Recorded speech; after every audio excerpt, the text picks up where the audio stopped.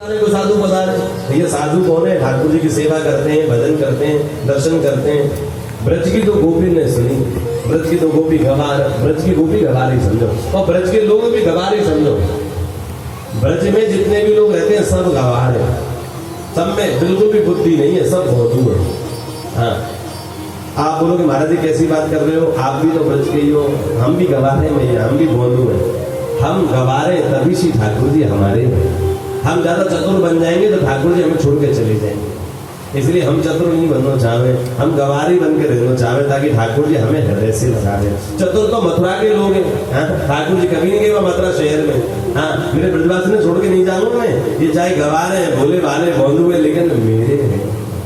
तो ठाकुर जी को ऐसे ही प्रिय है। तो ब्रज की तो गवार ग्वालिनी,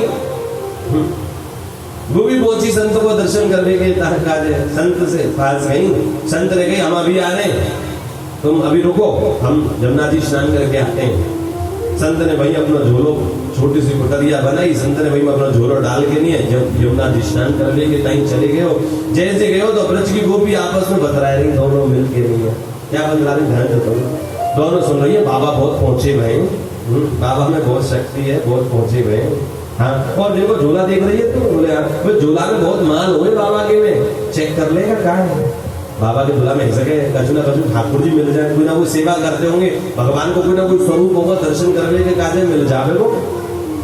फिर ने तुरंत बाबा तो गए इसको जमुना जी नावे, फिर झोला चेक करो, शुरू करो, सामान निकालो, तंबूड़ा निकल रहे, चिमटा निकल रहे, कमंडल निकल रहे हो, महाराज लंगोटी निकल रही है।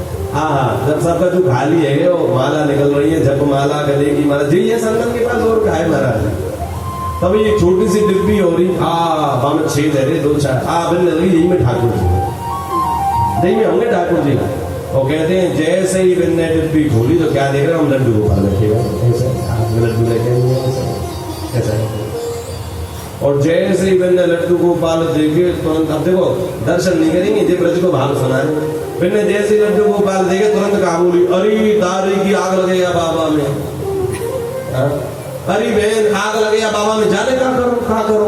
बोले देखियो नेक्स्ट डिब्बी ठाकुर जी के हाथ पैर घुट करके बैठा दिए, टेढ़ी करके, कैसे क्या बोले मरुड़ के बैठा दिए ठाकुर जी। या बिल्कुल भी बुद्धि ना है, हमारे लाला को तो श्रम है रहे हुए, लाला को छोटी सी डिब्बी में ऐसे ऐसे हाथ पांव मोड़ के बैठा दी, देखियो जी हाथ कैसे हो जी, ऐसो पैर मोड़ दिए, लड्डू गोपाल वैसे ही हुए, हाथ पैर मुड़े होंगे कि ना होंगे।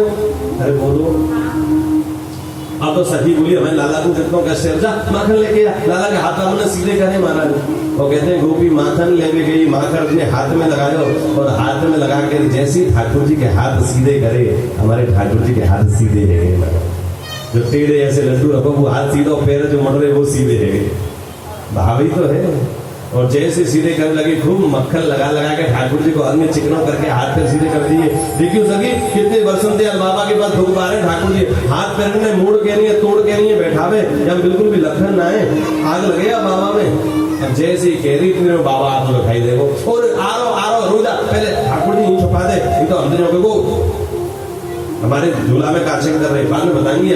और तुरंत कह रहे हैं अब भाई डिब्बी में ठाकुर जी बंद करें। अब डिब्बी छोटी सी, पहले छोटे है, अब बड़े है, लंबे है, तो कहा आवे, अरे बोलो अब डिब्बी बंद करें, आवे ठाकुर जी हाथ पैर सीधे है, लंबे है, अब अनायास में ऐसी बंद करके सुंदर निकली। अरे तुम क्या कर रही हो, तुरंत बोली, अरे आग लगे बाबा तुम्हें, तुम बिल्कुल भी सेवा करके को लखन ना है, हमारे ठाकुर जी के हाथ पर तोड़ के बैठा दिए, तू रुक जा, तुम बताऊंगी, रुक जा, ऐसे कह के भाग गई दोनों। इधर संत ने अपना चेक करो झूला कहा कर रही, और जैसी वह डिब्बी देखी, वह डिब्बी आपको लगे ना रही, बोले डिब्बी खोली हमने, और जैसे डिब्बी खोल के देखी तो कहा देख रहे जो लड्डू गोपाल जिंदगी भर ऐसे ही बैठे रहे, वे सीधे चक्के रहे, हमारा पैर सीधे, हाथ सीधे, जैसे ही देखो बाबा, अरे क्या करो तुमने, तुरंत गाड़ी देके बोली बाबा हमारे लाला को ऐसे हाथ पैर तोड़ के तुमने बैठा दिए, हमने मक्खन लगा के सीधे करेंगे। और जैसे ये दृश्य देखो बाबा ने ठाकुर जी सीधे है, नेत्रन से आंखों में से आंसू आ गए। सही बात है, हमने हमेशा इनको मूर्ति समझी, जैसे हैं वैसे ही बैठे रहेंगे, हमारे हम ऐसी व्यवस्था करते हैं उनकी, लेकिन ये ब्रज की गोपी को भाव श्रेष्ठ दंडोत करने लगे। अरे वंदे नंद भजस्त्री नाम पाद रेणु अभीक्षरशः। महाराज उद्धव जी महाराज ब्रज में रहने वाली गोपी को प्रणाम करते हैं। उद्धव जी परम ज्ञानी है, बृहस्पति जी के चेला हैं, लेकिन उद्धव जी महाराज प्रणाम करते हैं ब्रज की गोपी को, और ब्रज की गोपी को प्रणाम कर रहे ना तो मना कर दिया, ब्रज की गोपी के चरण को प्रणाम नहीं कर सकता। तो बोले चरणों को नहीं करोगे तो क्या? वंदे नंद ब्रजस्त्री नाम पाद रेणु अभीक्षरशः। पाद रेणु पैर में लगने वाली रेणु यानी धूल को प्रणाम करते, क्योंकि इसके चरणों को स्पर्श करने की भी सामर्थ्य मेरी नहीं है, इसके चरण को प्रणाम करने की भी योग्यता मेरे पास नहीं है। ब्रज की गोपी की तो चरण धूली को मैं प्रणाम करता हूँ। ब्रज की गोपी जब आगे चले तो ब्रज जो परम निष्ठ संत है ना वो पीछे चले, क्यों? जब ब्रज की गोपी आगे चलेगी तो हवा चलेगी तो वहां के चरणों की धूल मेरे माथे लगेगी। प्रणाम करो आपको, दोनों उनके पैर पकड़ लिए। तुमने आज मुझको पता बताया कि मेरे ठाकुर जी जड़ नहीं है, मूर्ति नहीं है, माखन लगाया सब सीधे हो गए। तुम करके देख लियो काम रह जाएंगे तो। तुमने हमेशा उनको मूर्ति समझी तो कहां से होंगे? और कम से कम भी मूर्ति में नहीं होंगे तो कम से कम तुम ऐसे वस्त्र तो पहनाओ तो उनको कष्ट नहीं होगा। तो जहां हमारे बिन के सुख को विचार आप सब लोगों को करना चाहिए। बिन के सुख, ठाकुर जी को सुख किस प्रकार है? अपना सुख। भक्त कभी अपने सुख के बारे में सोचता है। भक्त वही है जिसने अपने सुख के बारे में नहीं सोचा, जब भी सोचा श्री ठाकुर जी के सुख के बारे में, उनकी सेवा क्रम के बारे में सोचा। कितने ऐसे लोग हैं, मैं आपको सही बता रहा हूं, जो कहीं जाते हैं तो वहां ऐसी चीज देते हैं हमारे ठाकुर